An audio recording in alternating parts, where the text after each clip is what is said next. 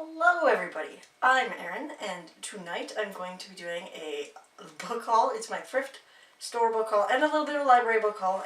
I was really good at the library. I didn't get many books, so I will start with those.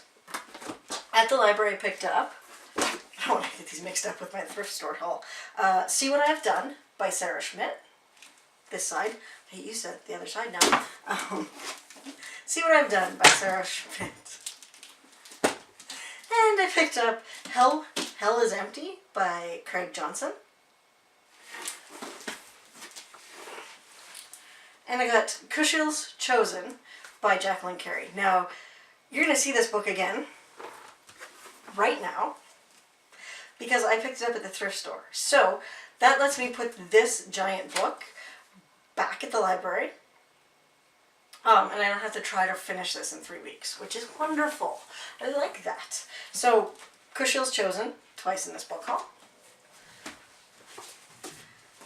Midnight in the Garden of Good and Evil by John Berendt. This is actually true crime fiction, and I didn't realize that, so I'm looking forward to that, because I do like me a good true crime mystery, true crime book. I picked up Kira Davis' Obsession, Deceit, and Really Dark Chocolate. This is a cozy mystery, one of the comedic ones. It's published by Red Dress Inc., so it's sort of that chick lit kind, but you know, yeah, you gotta watch those, or read those every so often.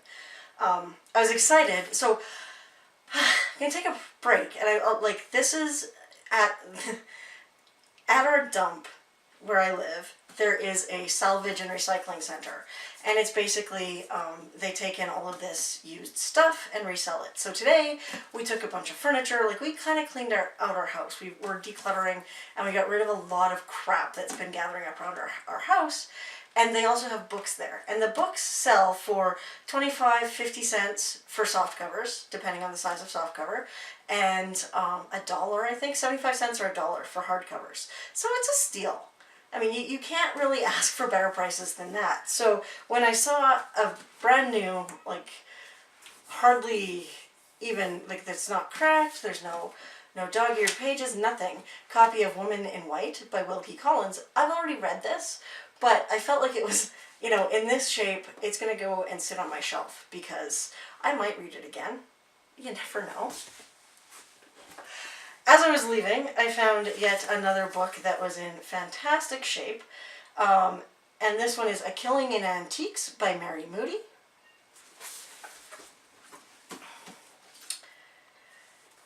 Agatha Christie N or M. This one is Tommy and Tuppence, and it is set in wartime. So this is World War II based, and Hitler... Really, I had no idea she wrote a book. I mean, there's a swastika on the front. Like, this is Hitler and World War II, which, given what's going on right now, kind of timely. So, N or M by Agatha Christie. A bit of Canadian fiction, The Vanishing Point by W.O. Mitchell, who is a prairie author. It's going to take a while. I have a lot of books. Speaking of fiction from Germany in the wartime, 1936 Berlin, this is Garden of Beasts by Jeffrey Deaver. I love Jeffrey Deaver. I'm also currently reading his, his series with the guy, the paraplegic, and I can't remember the guy's name, Lincoln Rhyme series, and I love it. So when I found out that he did a book set in Berlin in 1936, I had to have it. Speaking of Jeffrey Deaver, I also picked up 007 Carte Blanche, which is actually a James Bond novel. I had no idea that anyone other than Ian Fleming wrote James Bond novels. This one is quite long compared to your standard James Bond novel, and I'm kind of excited by it because I do like James Bond. So I'm excited to have found that Jeffrey Deaver, who's one of my favorite mystery writers, actually wrote a Bond novel. I mean, that's just exciting. A series I've been wanting to get into. This one is a Canadian author. It is set in Toronto. My understanding is it's set in Toronto. This is Stolen by Kelly Armstrong. Now, this is the second book, I believe, in the series that starts with Bitten, which I think is the women of the other world, and it's set in Toronto. Werewolves and vampires. A book that probably doesn't need any introduction, and it's one that a lot of people are doing a read-along for right now, I understand, on BookTube, but War and Peace by Leo Tolstoy.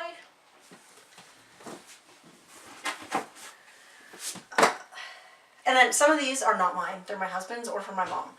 This one is Peter Watts' Starfish, science fiction. Janet Daly, Triumph, obviously not for my husband. This one is probably for my mom. I might read it if I ever get a craving for contemporary romance, but it's just not my thing these days.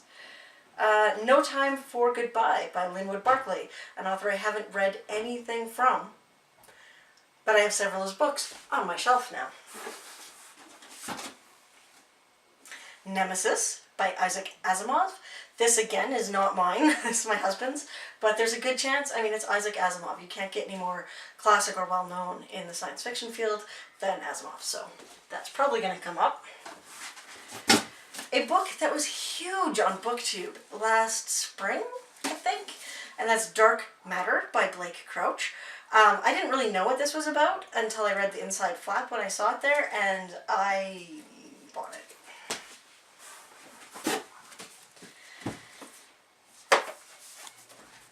Heart of Darkness by Joseph Conrad, another classic that is just in phenomenal shape. So that was pretty exciting to find. Use of Weapons by Ian M. Banks. I've seen a lot of people reading his stuff. I don't know if this is part of a series, I don't know anything about it other than it was there and it had a fighter jet on the front. So, you know, military science fiction has to be interesting. This one is one of my cover buys. I totally bought this simply for the cover. I could say that I bought it for my husband. I sort of did. It's Piers Anthony, Ogre. And it's kind of fantastic. It's got this giant, like, hairy ogre and a naked woman who I believe is probably going to be some kind of elf and some sort of gnome or dwarf. So it's like...